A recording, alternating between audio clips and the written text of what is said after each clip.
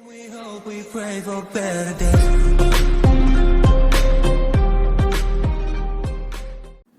बच्चों, आज हम ग्रुप थ्योरी का next topic homomorphism of groups discuss करेंगे। डेफिनेशन जैसे कि let G O and G dash O dash are groups, यानी जी आपके पास एक ग्रुप है, ऑपरेशन है ओ, और जी डैश आपके पास अनदर ग्रुप है, ऑपरेशन है O dash. Then a mapping from F G tends to G dash is said to be homomorphism if F A operation B equal to F A O dash into F B। F A O B, A और जो B element है वो आपके group G में belong करते हैं, और G का जो ऑपरेशन है वो आपके पास O है, इसलिए यहाँ पर हमने लिखा है F A operation B equal to F A O dash F B O dash, यानी जो एफ ए और एफ बी एलिमेंट है वो अपने पास ग्रुप जी डैश के हैं, और जी डैश का ऑपरेशन है ओ डैश, इसलिए यहाँ पर ऑपरेशन आया है एफ ए ओ डैश एफ बी। अगर ये कंडीशन हमारी सेटिस्फाई है तो जो आपके पास गिवन ग्रुप है जी एंड जी डैश, और आपने जो मैपिंग डिफाइन की है f ji tends to ji dash, is called a homomorphism. इसकी जैसे हमारी प्रॉपर्टी है F E equal to E dash. E किसका एलिमेंट है? अपने पास ग्रुप जी का, और ई डैश किसका एलिमेंट है? जी डैश का। सेकंड प्रॉपर्टी है, अगर हमारे पास ये है F A inverse equal to F A whole inverse, where a and a inverse belongs to G. First property का प्रूफ है जैसे कि हमें प्रूव करके दिखाना है F E equal to E dash. हमने दो एलिमेंट लिए ए और बी, ए और बी किस में बिलोंग करेंगे? जी में। अगर हम एफ ए और एफ बी यानी मैपिंग डिस्क्राइब करते हैं तो किस में एलिमेंट करेंगे? जी डैश में। एफ ए किसका एलिमेंट था? जी डैश का, और ई डैश जी डैश का एलिमेंट। ऑपरेशन क्या था अपने पास? O dash. F A O dash e dash identity element, जैसे हमें पता कि a operation e equal to किसके इक्वल होता है? ए के, इसलिए यहाँ पर आपका आया f A O dash e dash equal to F A.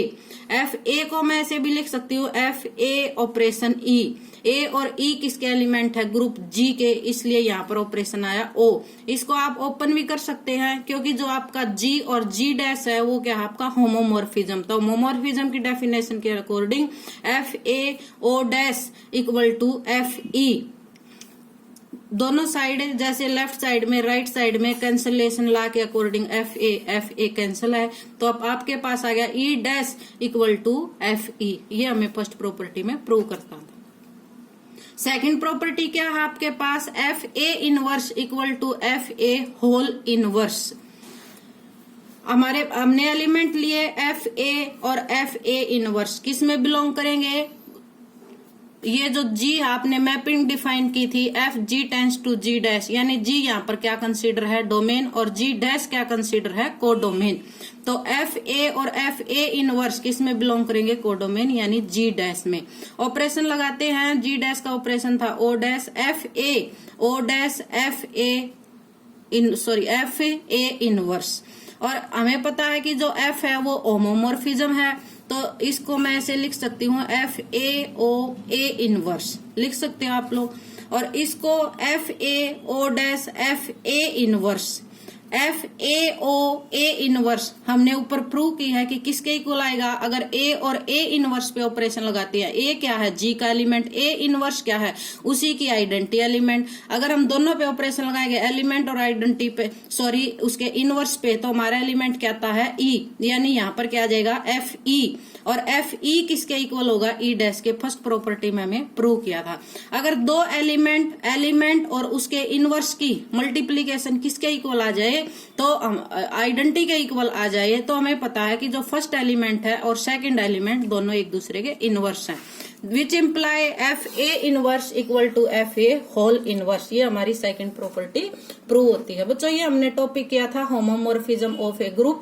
हमने क्या किया, दो सेट लिए, एक आपके पास ग्रुप जी है, एक आपके पास ग्रुप जी डैश है, और जी डैश का ऑपरेशन है ओ और ओ डैश। आपने एक मैपिंग डिफाइन की F ji tends to ji dash, और उसको आप कब होमोमॉर्फिज्म डिसाइड करोगे, अगर F A O B equal to F O dash F A O dash F B. अगर ये कंडीशन यस है तो जो आपके ग्रुप हैं और आपने मैपिंग की थी F ji tends to ji dash, वो क्या है आपके पास होमोमॉर्फिज्म।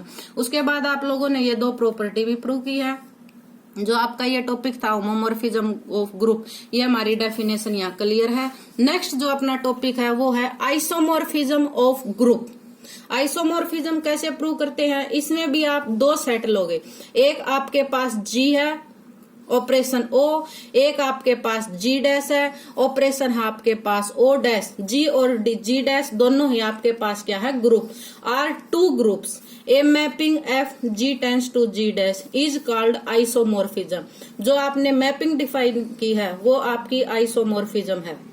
कब, इफ फर्स्ट कंडीशन है जो एफ है वो आपकी 1 होनी चाहिए, सेकंड जो कंडीशन है वो आपकी जो फंक्शन है एफ वो ऑन टू होनी चाहिए, और जो थर्ड कंडीशन है वो यानी आपकी फंक्शन एफ वो आपके पास होमोमॉर्फिज्म होनी चाहिए। होमोमॉर्फिज्म डेफिनेशन क्या थी आपके पास, f a operation b equal to F A O dash F b. A और बी किसके एलिमेंट है, जी के, और एफ ए और एफ बी किसके एलिमेंट थे, जी डैश के। 1 में आप लोग क्या करते थे, जैसे कि हम पहले भी पढ़ते हैं पिछली क्लासों में, आपके पास दो सेट होते हैं, एक जैसे सपोज किया जी है, एक आपके पास जी डैश है। जो जी होता था वो डोमेन, और जो जी डैश होता था वो कोडोमेन। डोमेन का जो ईच एलिमेंट है उस हर जी डैश के हर एलिमेंट यानी कोडोमेन से सिंगल अटैच होना चाहिए, यानी किन्हीं भी दो एलिमेंट की सेम इमेज नहीं होनी चाहिए, सभी की डिफरेंट होनी चाहिए। और अगर डिफरेंट है और कोई भी एलिमेंट अगर फंक्शन प्रूव करनी है तो जो हमारा डोमेन है उसमें एक भी एलिमेंट ऐसा नहीं होना चाहिए कि जिसकी इमेज हमारे पास कोडोमेन में नहीं हो, तो उस मैपिंग को आप लोग कहते थे 1-1। अगर कोडोमेन में एक भी एलिमेंट ऐसा नहीं है जिसकी प्री इमेज नहीं है तो उस फंक्शन को हम कहते थे ऑन टू। अगर यहाँ पर एक भी एलिमेंट नहीं रहता जी डैश में, सभी की जी में प्री इमेज है तो हम कहेंगे ऑन टू, और अगर हर एलिमेंट की सिंगल इमेज है तो हम मैपिंग को क्या कहते थे 1-1। जैसे हम क्वेश्चन लेते हैं, हमारे पास एक फंक्शन है जी टेंस टू जी डैश, और जो जी है वो आपके पास है एडिटिव ग्रुप, और एडिटिव ग्रुप में क्या कंसीडर होंगे, इंटीजर, और जो जी डैश है वो भी आपके पास है एडिटिव ग्रुप, और उसमें कैसे नंबर कंसीडर है, even integer. F is define as, F mapping को जो डिफाइन कर रहे हैं वो आपके पास है F x equal to 2x, यानी इवन इंटीजर। एक्स किस में बिलोंग करता है, जी में, और जी क्या था, इंटीजर का सेट।